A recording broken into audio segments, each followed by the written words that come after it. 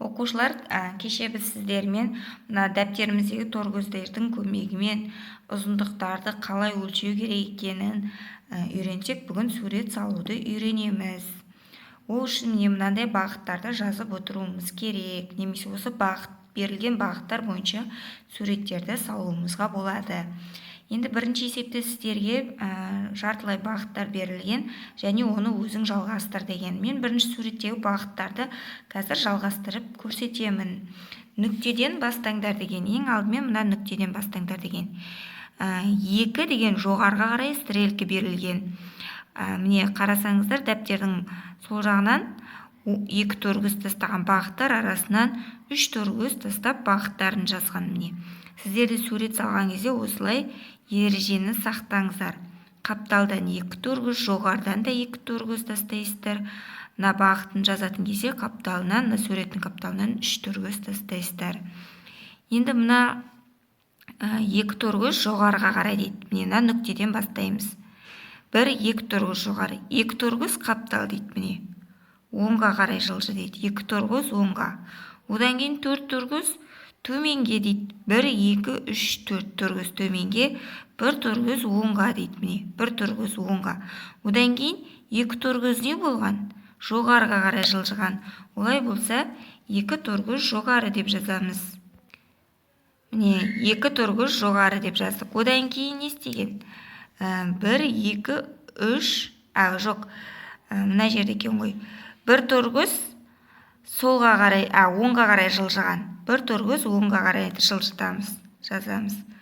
1 торкөз оңға. Одан кейін 1 торкөз не істеген? Тағы жоғары қарай жылжыған. 1 торкөз жоғары. 1 торкөз жоғарыдан кейін 1-2-3 4 торкөз солға қарай оңға қарай жылжыған. Кешіресіздер. Оңға қарай жылжыған. Одан кейін 1 торкөз төмен қарай жылжыған. Төменге жүрген 1 торкөз. Міне 4 торкөзден кейін 1 торкөз төмен түскен. 1 торкөз төмен түскесін, тағы 1 торкөз оңға қарай жылжыған.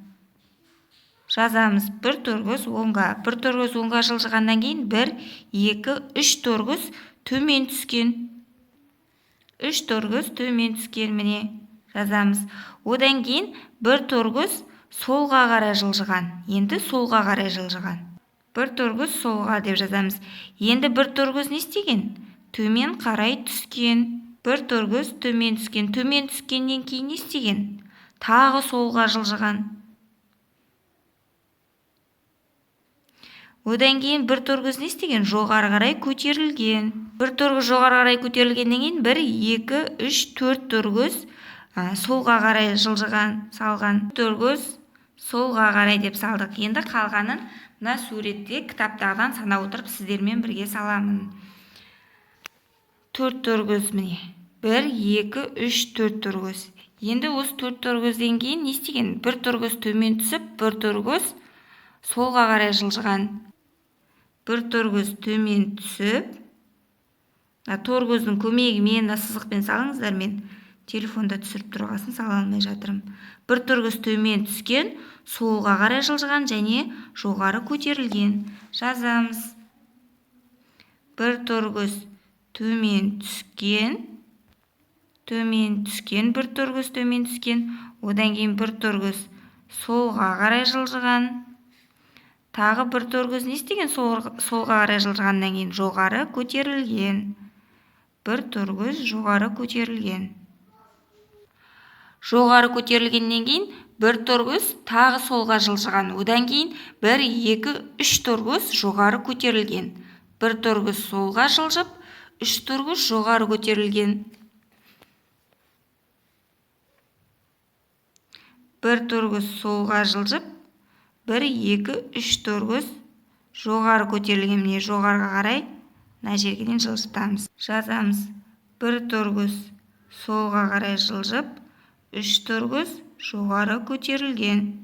Одан кейін 1 торкөз солға қарай жылжып, мына нүктеге барып түйіскен. Міне содан кейін осындай сурет пайда болған екен оқушылар. Бізде 1 торкөз солға қарай жылжытамыз. Торкөздердің сызығымен бірге жасаңыздар, мен Телефонда түсіріп тұрғасын кішкене әдемі шықпай қалды. Жазамыз. Бір торгөз солға қарай жылжыды. Ең соңына нүкте қойып қойыңыздар. Міне, осы бағыттарды жазып отырып, осындай фигураларды, суреттерді салуға болады. Ал енді сіздер тек қана мына екінші суреттің бағыттарын жазасыздар. Және мынадайғы бірінші сол жаққа суреттерін саласыздар, оң жаққа арасынан 3 торгөз тастай отырып бағыттарын жазасыздар. Екінші есептің асы шашылардың периметрін тап дейді. Бірінші бағанда қабырғасы берілген, екінші бағанда периметрі берілген. Периметрі белгісіз, қабырғалары белгілі. Шашының формуласы пи тең а көбейту 4, яғни периметрін табу үшін мына қабырғаларды 4-ке көбейтеміз. Себебі шашының 4 қабырғасы да бірдей. Сол үшін 4 қабырғасын біз 4 деп аламыз. Енді мына жерде асы берілген. Асының асы берілген. Асы 6 сантиметр дейді. Мына жерге аның орнына 6 сантиметр көбейту 4 деп. Мына формуладағы 4 ешқашан өзгермейді. Бұл тек шашының периметрін табу үшін. Осыны көбейтеміз. 4-ке 24 сантиметр. Пи тең 24 сантиметр. Әсі 5 сантиметр дейді. Міне, әсіне сразу пи тең 5 сантиметр көбейту 4 деп сразу жазып кете берсеңіздер болады. Ал енді әсінде шашылардың қабырғасын тап дейді. Бірінші бағанда қабырғасы берілген, екінші бағанда периметр берілген. Қабырғалары белгісіз, периметрі белгілі. Енді біз қабырғасын табу үшін мына формулаға қарайық. Бұл жерде периметрді табу үшін берілген формула, ал бізде периметрі белгілі. Онда не істейміз біз? Мына 16-ны шашының 4 қабырғасына бөлеміз. 16-ны 4-ке бөлеміз. Сонда аны табу үшін пи бөлу 4, яғни біз мына формуланы түрлендірдік қабырғасын табу үшін. Әсінің асы деп мына жерге жазып қойыңыздар. Міне осы формула бойынша әсін шығарамыз. Асында енді асын табу үшін, әсінің асын табу үшін 16-ны 16 сантиметрді 4-ке бөлеміз. 4 сантиметр. А тең 4 сантиметр. Келесі әсі. Мына формуланы жазып отырмай-ақ, сіз сразу енді мына бойынша шығарып кете берсеңіздер болады. Келесінде 40 сантиметр деген. 40 сантиметр бөлу 4 сантиметр деп әрі қарай шығарып кете бересіздер.